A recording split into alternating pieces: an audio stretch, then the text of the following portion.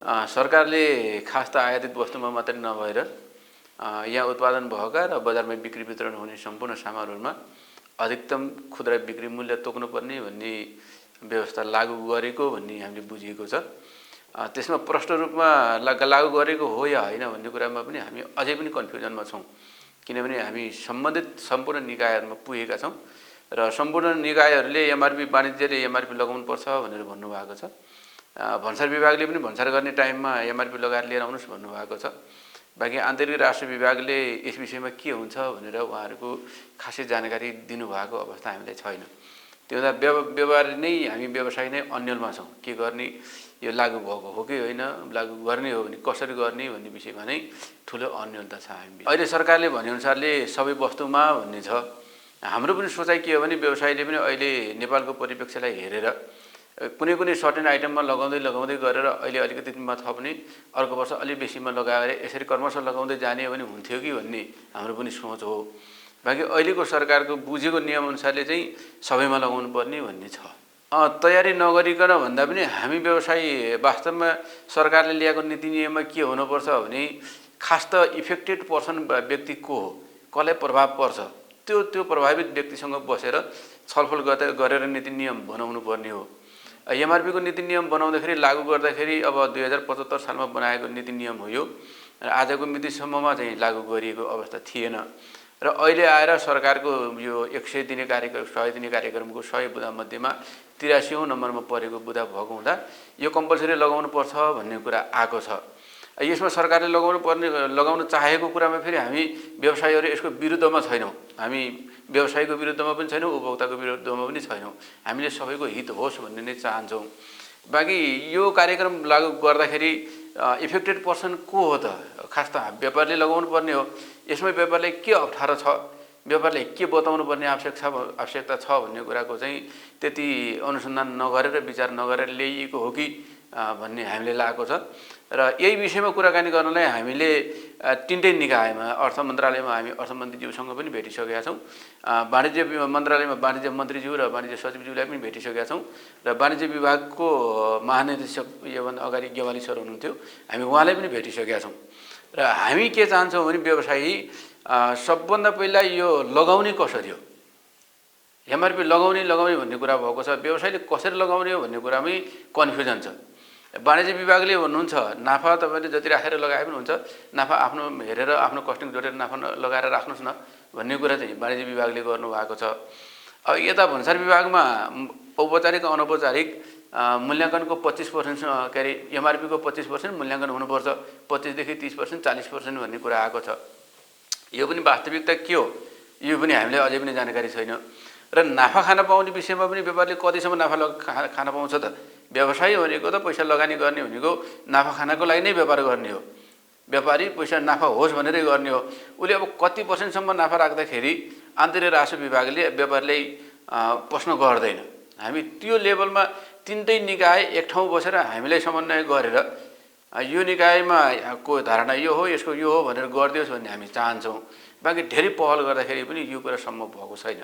हामीले तीनटै निकाय वाणिज्य विभाग, अर्थ मन्त्रालय अनि भन्सार विभाग र यो हाम्रो आन्तरिक राजस्व विभाग तीनटा सँगै बसेर हामीले भनिदियोस् कि कति भन्सारमा कति मूल्य राख्दाखेरि एमआरपीको प्रश्न उठ्दैन, कति एमआरपीको राख्दा मूल्यको प्रश्न उठ्दैन, अनि हामीले कति राख्दाखेरि उपभोक्ता बीचको ठगिएको भनेर वाणिज्य विभागले प्रश्न गर्दैन, र अर्थ मन्त्रालयले पनि आन्तरिक राजस्व विभागले पनि तपाईँले कालाबजारी गर्नुभयो भनेर हामीमाथि प्रश्न गर्दैन। यस विषयमा चाहिँ क्लियरिफाई गर्दै हामीलाई हुन्थ्यो।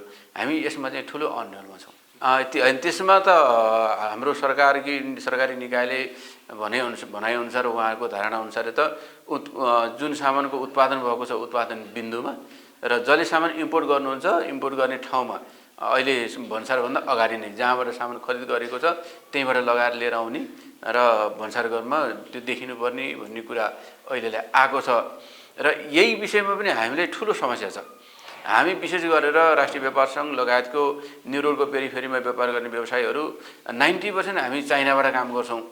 चाइनाबाट काम गर्ने व्यवसायीहरू भनेको सबैले फ्याक्ट्रीबाटै गएर फ्याक्ट्रीमै किनेर लिएर आएर त्यो कुराको सम्भावना छैन। हामी त एक पसलमा गएर एक पिस खोजेर अनि झोला बनाएर त्यो झोलामा पोका बनाएर हामी ल्याउने व्यापारीहरू हौँ। यस्तो व्यापारीहरूलाई त्यो चाइनिजहरूले जसले सामान बेच्छ तिनीहरूले एमआरपी राख्दियो भनेर हामीले राख्छ कि राख्दैन, हामीले यो कुराको ठुलो समस्या छ। यही कुराको अन्यलताले गर्दा अब हामीले बजारको मार्केटमा किनेको सामानको एमआरपी त चाइनिजले हामीले लगाइदिँदैन। अब भन्सारमा फेरि हामी अहिले भन्सारमा आजको मितिसम्म त हामी बजारमा जाँदाखेरि भन्सार एमआरपी लगाएर पठाउँछौँ भनेर हामी एउटा उ गरेर भन्सार छुटाएर लिएर आएका छौँ। यही प्रक्रिया अगाडि मान्छे कि मान्दैन, भन्सार विभागले पनि भन्सारले पनि मान्छे मान्दैन र अगाडि के हुन्छ भन्ने कुराको ठुलो अन्यलो भएर अब दसैँको चाडपर्व अगाडि आइसकेको छ, दसैँ तिहार अगाडि आइसकेको छ। चाडपर्व अगाडि आए पनि अहिलेसम्मको हिसाबमा हाम्रो रेकर्ड अनुसारले 20-25% मात्रै व्यापारीहरू चाइना जानुभएको छ। त्योभन्दा बेसी व्यापारीहरू अहिले चाइना जानुभएको छैन।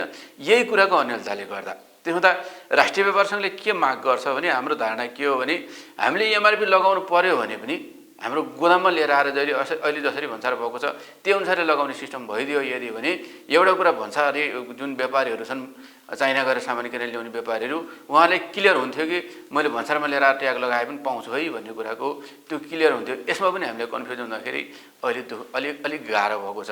व्यापारीहरू चाइना गएर सामान किन्नलाई अलि हिचकिचाएको अवस्था, अन्यल भएको अवस्था, त्यो समस्या छ। व्यापारीहरूले कस्तो चलेको हुन्छ नि, व्यापारीहरू चाइना जानुहुन्छ अथवा सामान इम्पोर्ट गर्नुहुन्छ, इम्पोर्ट गरेर लिएर आएपछि राज्यले राजस्व तिर्नुहुन्छ, कस्टमरलाई सामान बेच्नुहुन्छ। यो उहाँहरू चाइना गयो जानु भएन अथवा व्यापारीहरू इम्पोर्ट गर्न जानु भएन भने त एक त देशको राजस्वमा पनि कमी आउँछ र दोस्रो कुरो उपभोक्ताले पाउने सामानमा पनि या त पुरानो बेच्नु पऱ्यो, हामीसँगै भएको सामान बेच्नु पऱ्यो। त्यसले गर्दाखेरि पुरानो क्वालिटी नै नहुने भन्ने त होइन, बाँकी फेसन आउट भएको सामान हुनसक्छ एउटा कुरा। र अर्को कुरा नयाँ फेसन चाहने, नयाँ चिज चाहनेको लागि चाहिँ समस्या हुनसक्छ। मूल्यवृद्धिको विषयमा त त्यति बेलाको मागको अवस्थाले असर गर्ने हो। अब यही किसिमको व्यापार अहिले पनि हामी न्यु रोडमा गयौँ भने हाम्रो यो फसिकेको पेरिफेरीमा हामी हिँड्न खुट्टा राख्न नसक्ने अवस्था हुन्थ्यो। अहिले कसैले बाइक चलायो भने 100 को स्पिडमा बाइक चलाउन सक्ने अवस्था छ। यस्तो खाली छ, मार्केटै खाली भएको छ। त्यो हुँदा यो अवस्थामा चाहिँ सम्बन्धित निकायले, सम्बन्धित पक्षले चाहिँ सोधियोस्, यस विषयमा विचार गरिदियोस् भन्ने हाम्रो धारणा छ। बजारमा व्यापारीहरूको अथवा किन्ने क्रेताहरूको कमी देखिनु, खाली हुनु भनेको न्यु रोडको पेरिफेरी भनेको उपभोक्ताभन्दा व्यापारी धेरै आउने ठाउँ हो। जस्तो फसिके, इन्द्रचोक, महाबौद्ध यो एरिया हाम्रो एरिया भनेको उपभोक्ताभन्दा पनि खरिद जसले यहाँबाट सामान लिएर जानुहुन्छ र बेच्नुहुन्छ उहाँहरू आएर चहलपहल हुने ठाउँ हो। यहाँबाट लिएर जाने व्यक्तिहरूलाई नै एक त एमआरपी नभएको सामान नकिन्नु भन्ने सरकारको एउटा उर्दी जस्तो छ। अब हामीसँग स्टक सामान पनि छ पुरानो स्टकको विषयमा हामी के गर्ने भन्ने कुरामा अलनिरमा छौँ। फेरि कहिलेसम्मको स्टक छ भने हाम्रो 10-15 वर्षदेखिको पनि स्टक छ। हामी त होलसेल गर्ने सामान लिएर आयो भने हाम्रो 40% 50% सामान कट्ने हो, बाँकीको सामान त अफै भएर बस्ने हो। त्यस्ता किसिमको सामानहरू छन्, त्यो सामान बेच्दाखेरि हामी एमआरपी लगाएर दिन सक्ने अवस्था छैन। किनभने एमआरपी लगाउँदाखेरि त इम्पोर्टरको नाम पनि राख्नुपर्ने हुन्छ, ट्यागमा उसको इमेल एड्रेसहरू राख्नुपर्ने हुन्छ, उसको एटिएम कोड राख्नुपर्ने हुन्छ, सबै विवरण उसको राख्नुपर्ने हुँदाखेरि हामीले किनेको त्यो जुन हामीले सप्लाई गर्ने सप्लायर थियो त्यो पनि अहिले छ या छैन हामीले खोज्न गाह्रो छ कि। त्यो हुँदा त्यो स्टकमा हामी ट्याग लगाएर दिनलाई हामीलाई गाह्रो छ। ट्याग नलागेको सामान अहिले नल्याउनु भनेको छ यो वाणिज्य विभागले। त्यो गर्दा किन्न आउने व्यापारीहरू पनि अहिले हिचकिचाइरहनु भएको छ। उहाँहरू पनि अब हामी सामान त किनौँला, लिएर जाउँला, लिएर गयो भने ट्रान्सपोर्टले फेरि यो एमआरपी नलगाएको सामान म जिम्मा लिँदिनँ भन्ने हो भने मेरो सामान के होला, अथवा लगेर पसलमा राख्यो भने पनि फेरि वाणिज्य विभाग आएर अनि के हो यो यसमा त लगाएर हिँड्छ नि भन्ने कुरा भयो भने के होला, यो अन्यलता भएर मेन त व्यापार नै नआएर यो समस्या भयो। अनि एमआरपी राख्न सम्भव गोदाममा भएको सामान अथवा स्टकमा भएको सामानको विषयमा जो इम्पोर्ट गरेर लिएर आएको हो, इम्पोर्टरको गोदाममा भएको सामानमा आफ्नो विवरण अनुसारले राख्छ, यसमा समस्या छैन। जसले किन्यो, अर्कोबाट किन्यो र उसको सप्लायर यदि छ भने त उसले सप्लायरको विवरण अनुसारले सप्लायरसँग ट्याग मागेर उसले लगाउँछ। बाइचान्स सप्लायर रहेन भने अथवा सप्लायर छोडेर गइसकेको अवस्था भयो भने हामीले यहाँ चाहिँ गाह्रो छ।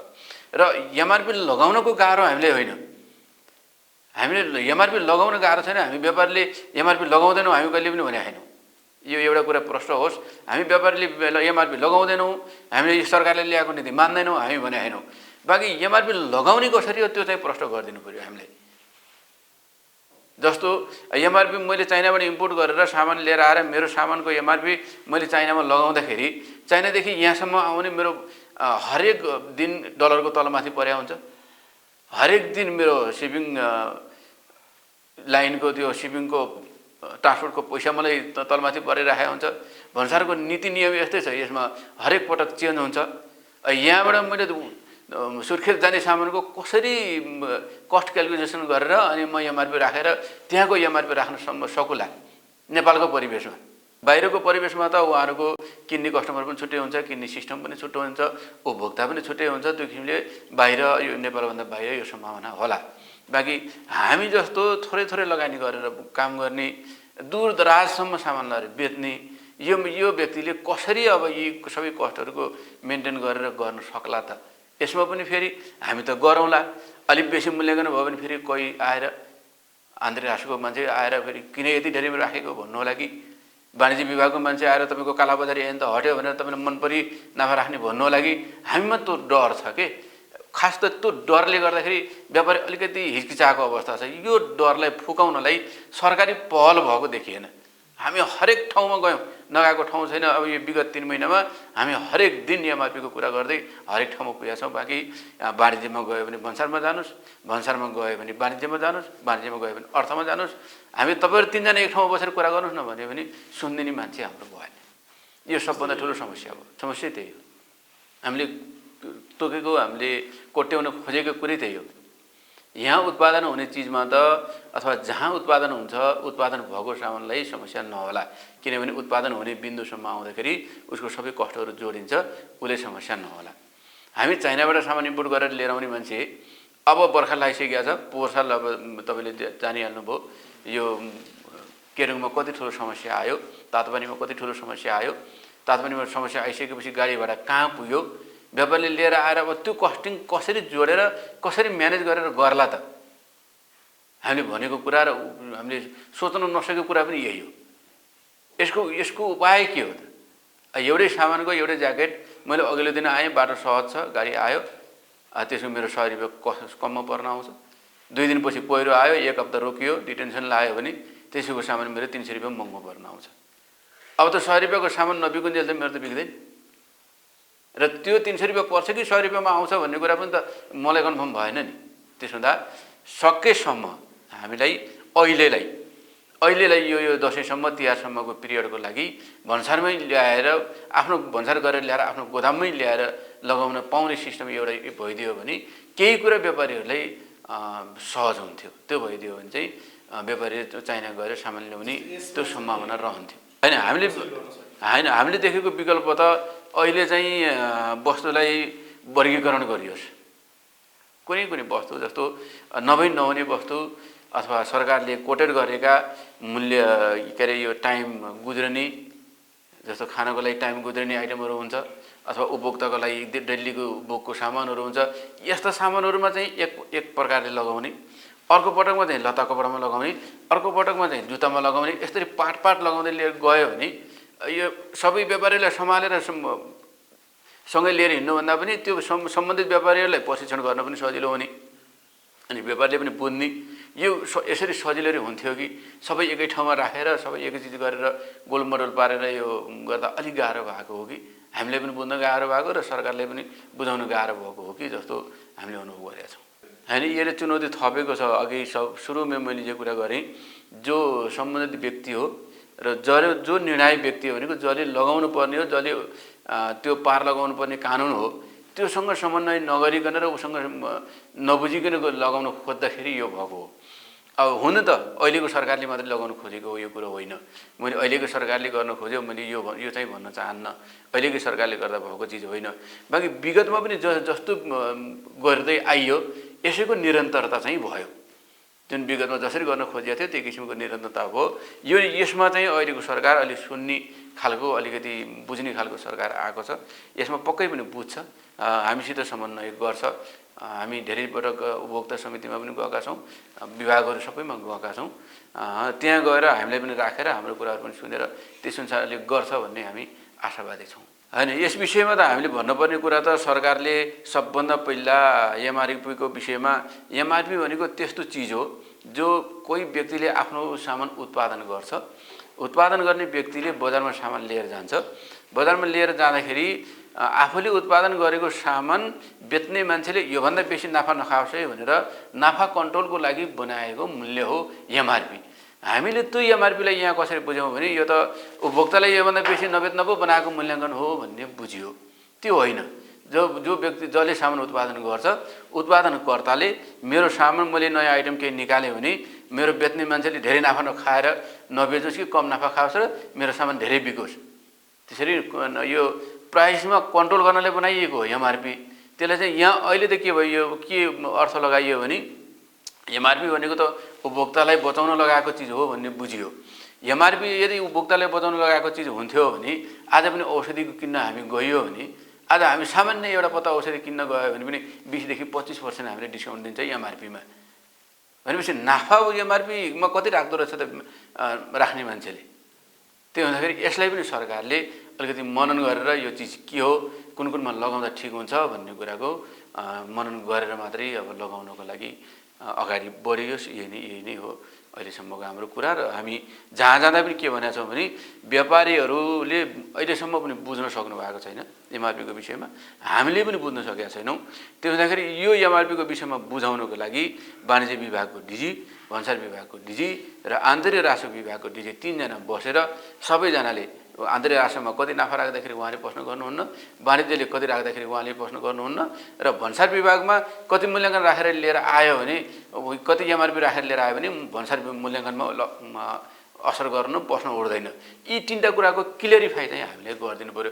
यसमा हामी ठुलो अन्यलमा पर्यौँ, किनभने हरेक दिन हरेक सूचना आउँछन्, सूचनाको आधारमा हेऱ्यो भने हरेक दिन अन्यलता मात्रै छ। त्यसकारण यति कुरा चाहिँ हामीले क्लियर होस्। हामी जहाँ जाँदा पनि कुरा उठाएका छौँ, यो 3टा निकाय सँगै बसेर हाम्रा व्यापारीलाई राखेर हामी समन्वय गर्छौँ। कहाँ बसेर गर्नुपर्छ, हामी समन्वय गरेको कार्यक्रममा उहाँहरू आइदिएर यति कुरा चाहिँ बुझाइदिनु भयो, व्यापारीले बुझाइदिनु भयो भने हामी पनि क्लियर हुन्छौँ र हामी यो एमआरपी लगाउँदैनौँ भन्ने पक्षमा छैनौँ।